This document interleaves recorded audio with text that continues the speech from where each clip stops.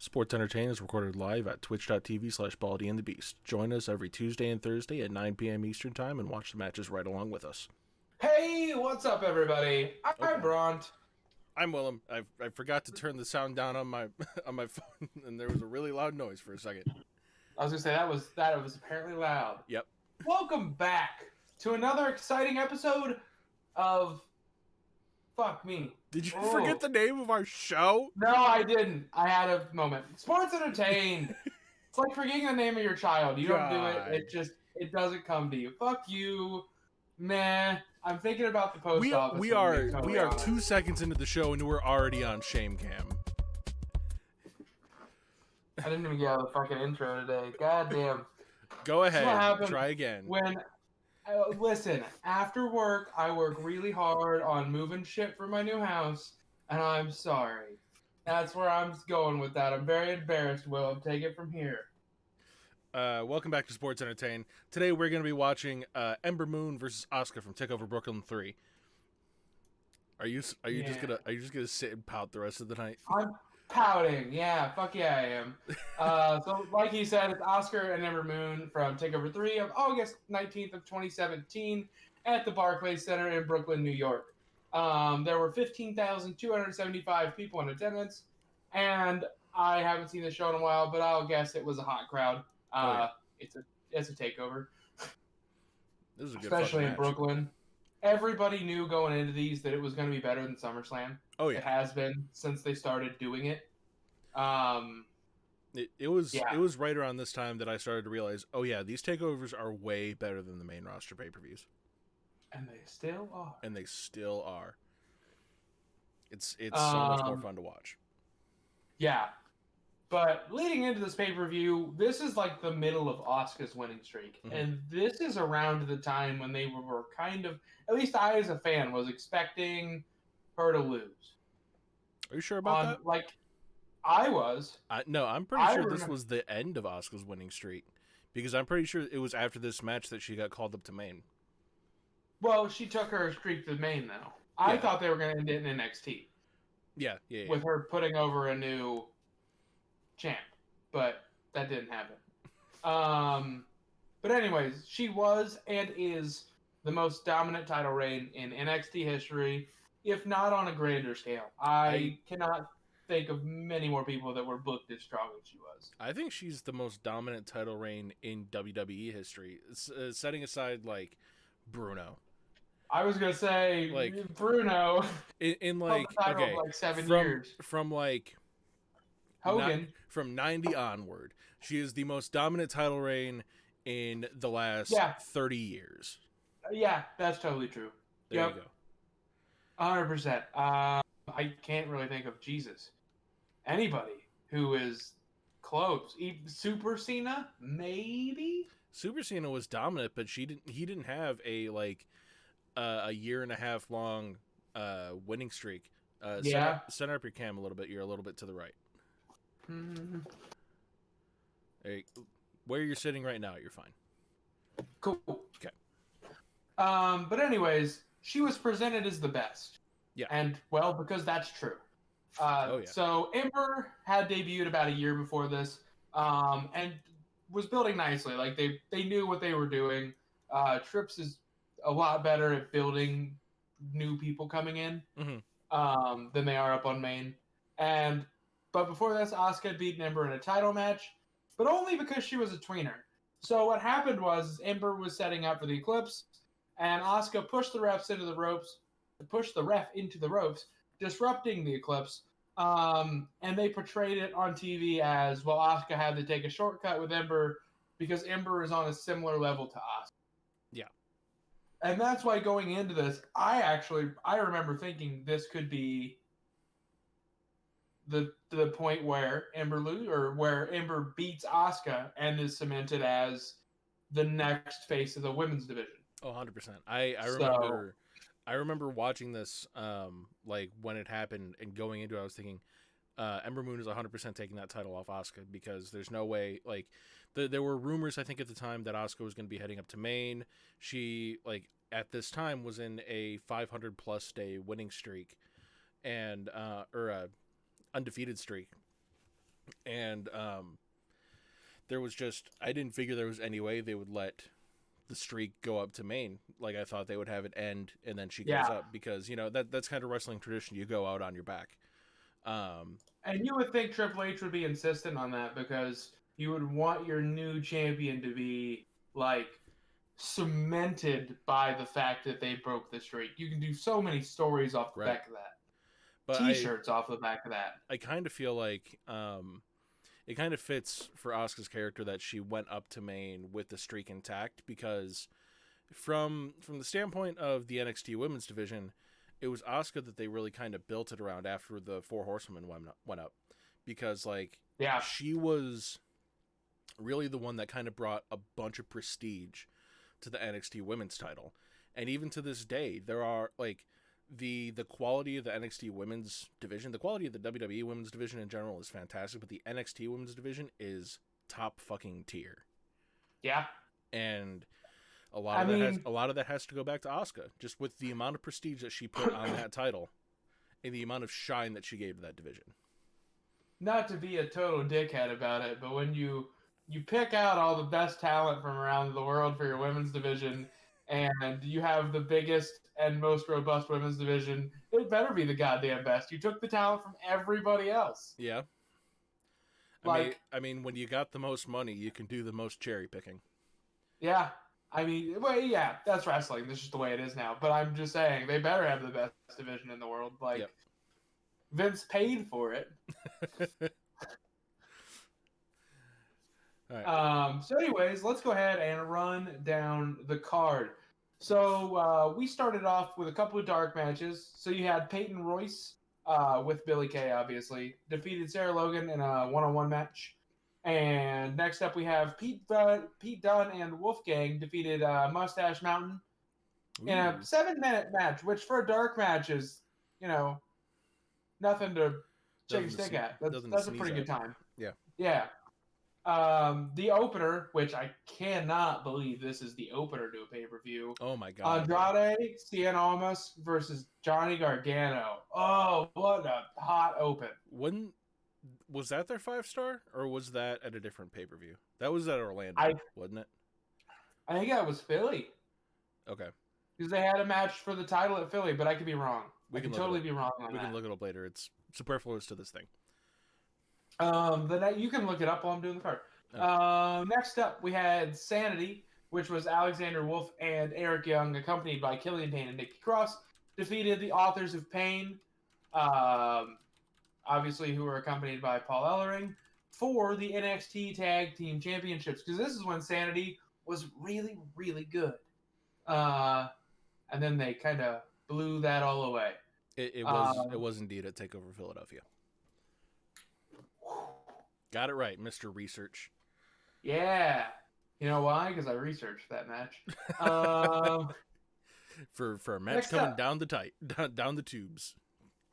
Next up was Aleister Black versus Hideo Itami. Oh my god, let's watch this whole fucking pay-per-view. Fuck the match. Oh, I know. Let's just watch every match on this looks good.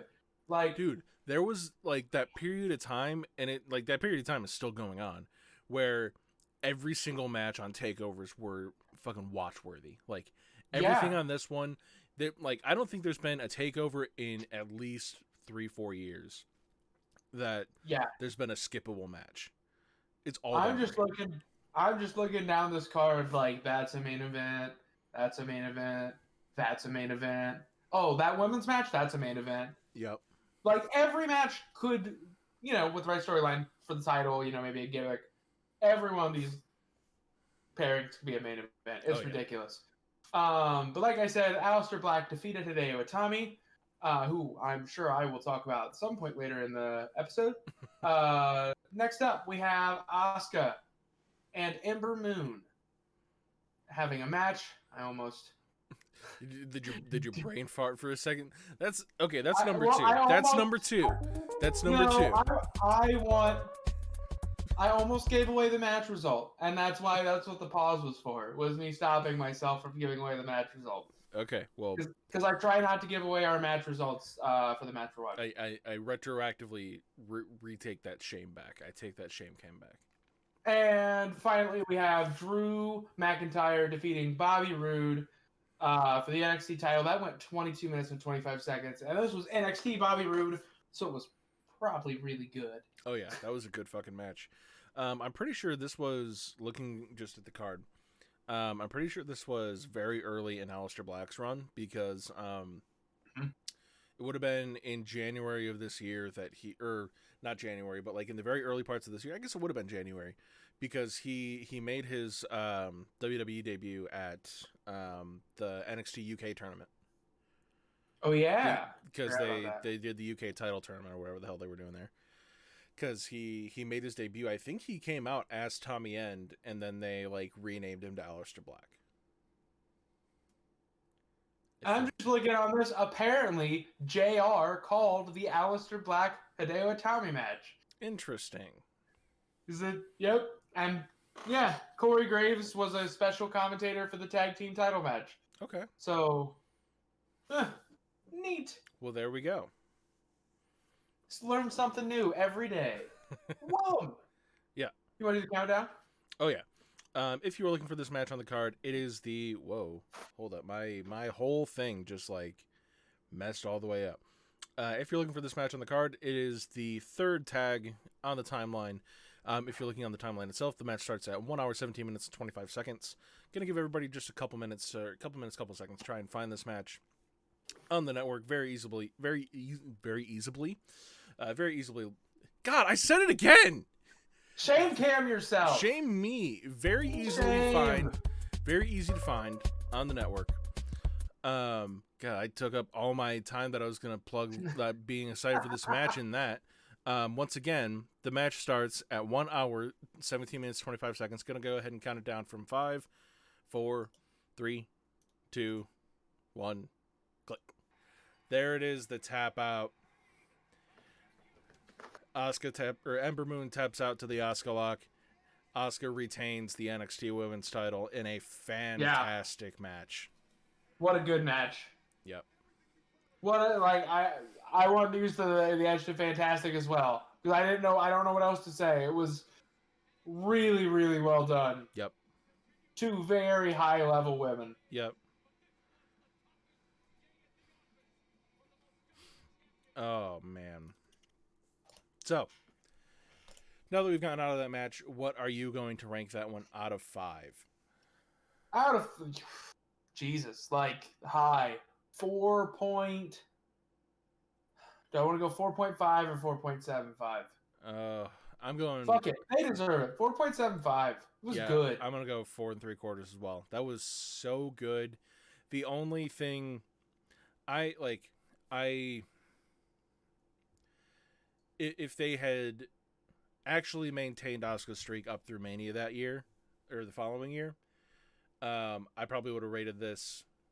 Well, no, if the story going out of this wound up being different, I probably would have rated this a 5 because I guess that's with the benefit of hindsight.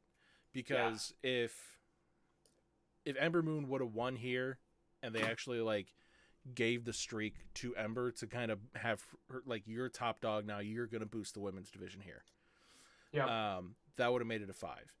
But given the fact that they kept the streak on Asuka, then she took it up to Mae and she lost it at a really weird random, I don't remember where she lost it, but it was not the proper place. That's with the benefit of hindsight. I'm still giving this a 4 3/4 star match because it was fantastic. It was great work. There was a lot of great moves. A lot of great spots. Really, really, really made Ember Moon look like a star at the end of this match. Yeah, and when you look at this, not to give away another segment, but really, Asuka should have lost. This should have, like you said, with hindsight, been Ember's crowning moment. Yep. And they could have built a year off of this. I mean, so much they could have done off of this, but that's all armchair booking. Well, and the other thing was after Asuka abdicated the title to go out to Maine, Ember won it at the next Takeover. So why not just give it to Ember in the first place? I wonder if Asuka was originally supposed to stay longer or was supposed to pull double duty for a while, and then that ended up getting nixed. But who knows? When Asuka like debuted on main, they were like, "Oh no, we're keeping you here." Yeah, you have to think that Trips is pretty protective over that. You have to think he didn't plan to just let the champion walk off. Yeah. But with hindsight, they should have given it to Ember here. That crowd would have gone thermonuclear. Oh yeah. If she would have won. Yep. All right. So going on to the next segment, what is your hot tag for this match? Wow. Two of the best when allowed to do what they do. Okay. What they can do best. I'm going to go with highlight of the women's division. Yeah. Because, as you said, they are two of the best. Like, this was probably the best match they could have had on a takeover at this time. Because Rhea didn't come in really until a little while after this. Bianca Belair was still pretty green. Io Shirai hadn't debuted yet. I don't think Kairi Sane had debuted yet. There were a lot of people that hadn't quite made it here yet. So this was the best of the best in the NXT women's division. Yeah, and I'm no shade on that women's division, because that women's division was good. Oh yeah. But it's not the women's division they have today. No. It's kind of known, at least in NXT, that Takeover Brooklyn, at least for a while, was seen as their Mania. Yeah. So it makes sense to have the number 1 and number 2 in your division really fucking go at it. At Mania. At your Mania. So it makes sense booking wise. And that's not like, again, as we said before, that's no shade on the rest of the NXT women's division at the time. It was still good. It's like you're at a high tier steakhouse, and Asuka and Ember are just like the $150 and the $175 steaks that you get. You're not getting a steak that's worth less than $50 on this menu. Yeah. Like, yep, that's a good comparison. Yeah. So now that we've kind of got a little bit of the match out of the way, you wanted to talk a little bit about Dynamite, because we tend to do that on Thursdays because, you know, it's the night after Dynamite and it's the show that we regularly watch during the week. And usually something happens that's worth talking about. There are weeks we don't talk about it when they don't really do much worth talking about. But last night, I think, could end up being like a landmark thing we remember as the night the partnership started. Yep. Like I was saying before, it could just be Kenta doing a one-off with Mox. That's totally possible. Yep. It could be so much more. It could be a full-blown working relationship. And if it's a full-blown working relationship, people made fun of Tony Khan in December for saying the landscape of professional wrestling is about to change. But with what happened last night, the landscape of professional wrestling might be about to change. Yeah. So for those who didn't watch Dynamite or who are watching on YouTube or listening later on down the line, last night on the February 3rd episode of Dynamite, after the main event, Kenta, who is the challenger for Jon Moxley's IWGP North American title, came out. U.S. title, sorry. IWGP U.S. title. Came out and attacked Mox, kind of trying to help out. You could say because like they were trying to help out, or he was trying to help out Kenny, because they are Bullet Club. As much as they can't really they don't want to say Bullet Club in AEW, but they are like former Bullet Club members. They are still kind of like acting on that same relationship because Kenny said it in Impact. Kenny said it in Impact. Okay, I didn't see that, but apparently he did. Yeah, Andy, I'm pretty sure he wore a Bullet Club shirt at his last. Okay. When he wrestled for him. Okay. So Kenny's full on repping Bullet Club. Kenta, kind of the de facto leader of Bullet Club in Japan, came to the aid of Kenny at the end of this match and attacked Jon Moxley. So from all things that we're seeing here, this could very, very easily be a working relationship between AEW and New Japan, which is something that I feel like everybody has wanted to see since AEW started, really. I just want to see a couple of people on AEW like Okada, Slick Billy with the Big Willie, Yeah.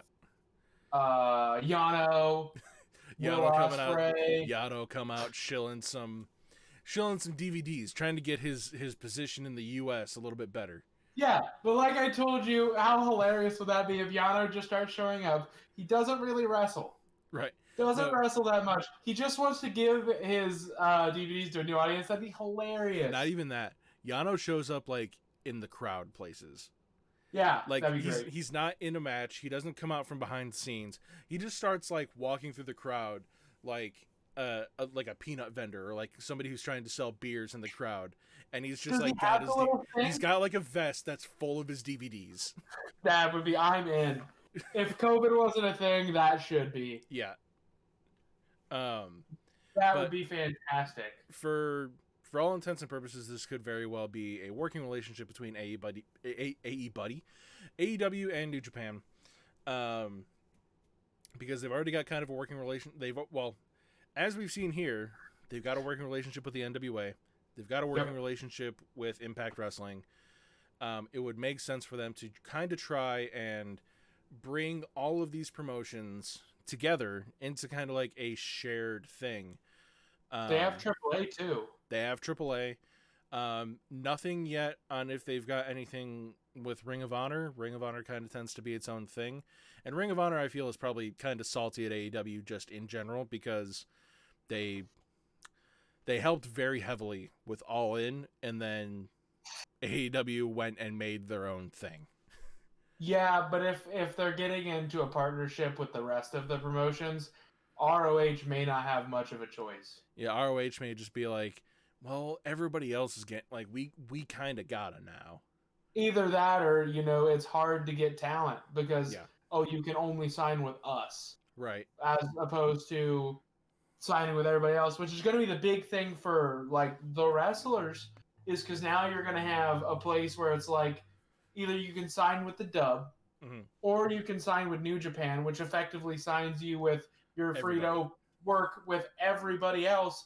That's got to be super tempting because if New Japan's not doing the best for you, you can also be working in maybe ROH, Impact, working at at the smaller end of the pool, which is not a knock. But, I mean, as compared to New Japan and AEW, like you're working at the smaller end of the pool, but you can build up to where you're back working the big spots on the bigger shows. And it's going to work well for everybody. Well, and I had brought this up to you before where I feel like it would be a great thing if obviously WWE, they're going to be their own thing. They're going to exist in a vacuum because that's who they are, at least for the time being. It would be a great thing for wrestling in general if all the other promotions, or at least like as many of them that can get together as possible, had kind of like a global ranking system where, depending on the size of your promotion and the general feel of it, like you get like your wrestlers are ranked based on the promotion they're in, and then like wins and losses from that move you up the rankings in a different way. So like, say there's a triple threat match between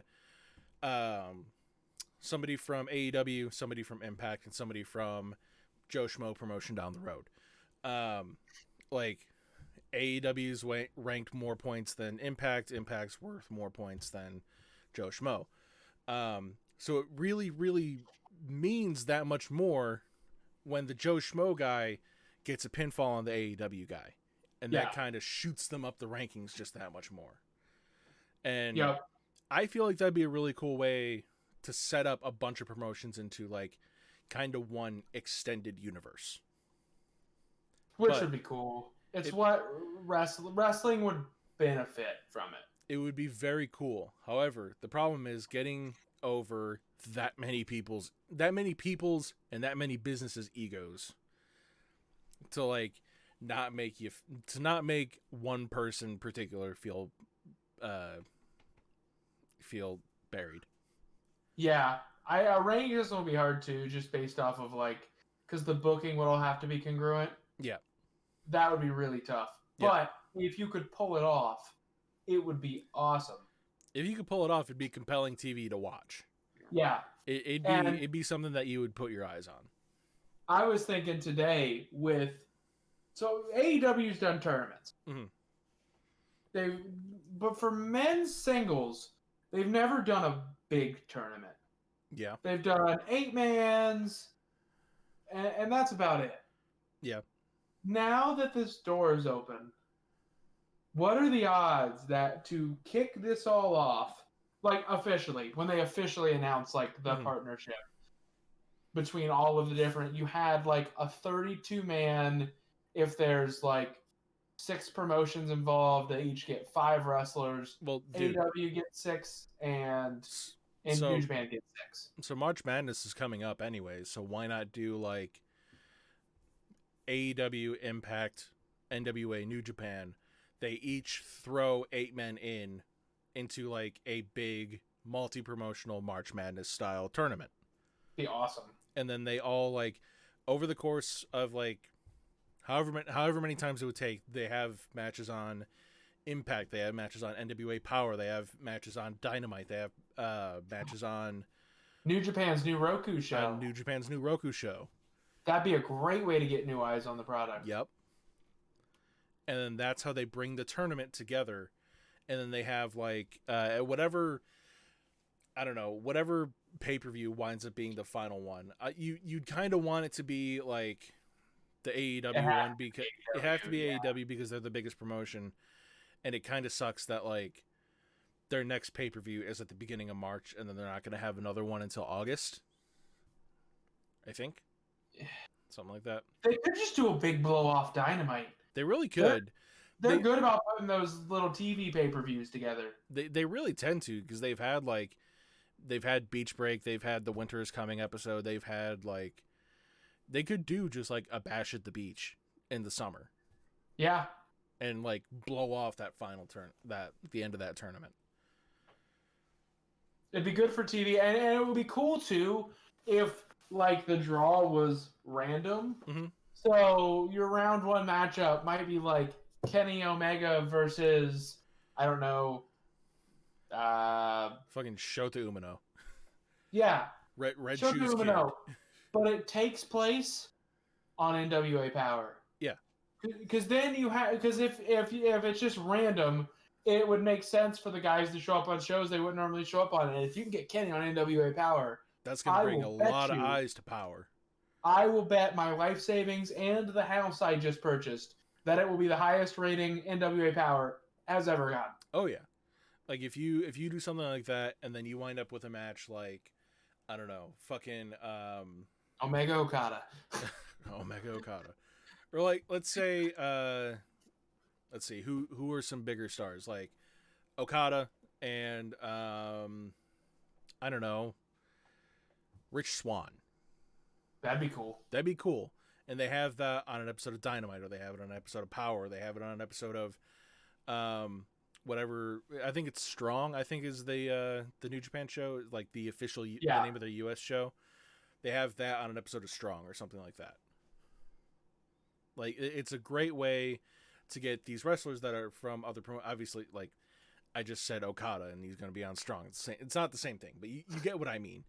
Yeah. Where they have these wrestlers that are not known in these other promotions or have not shown up on these other promotions to be on different TV, and it gives everybody more places to work. Yeah, and that's what's good. Like if you have more places to work, you have more places to get better and make money, and that's what wrestling is all about. And you have more places that you can get exposed, and like more people can get their eyes on you. Yep. So, and I think that would be alluring for a lot of people. Oh yeah. And might be the thing that makes WWE change, because it's going to be it's not just we're the top dog anymore if all the other promotions are working together. Oh yeah. Dude, imagine if at the end of that whole tournament, like your final 2, it winds up actually being Omega Okada. And then at the end of the match, after the match is over, fucking Drew McIntyre just walks out on stage. That'd be great. Not gonna happen. Not gonna happen. Not a billion lifetimes. Nope. But that'd be great. Cool though.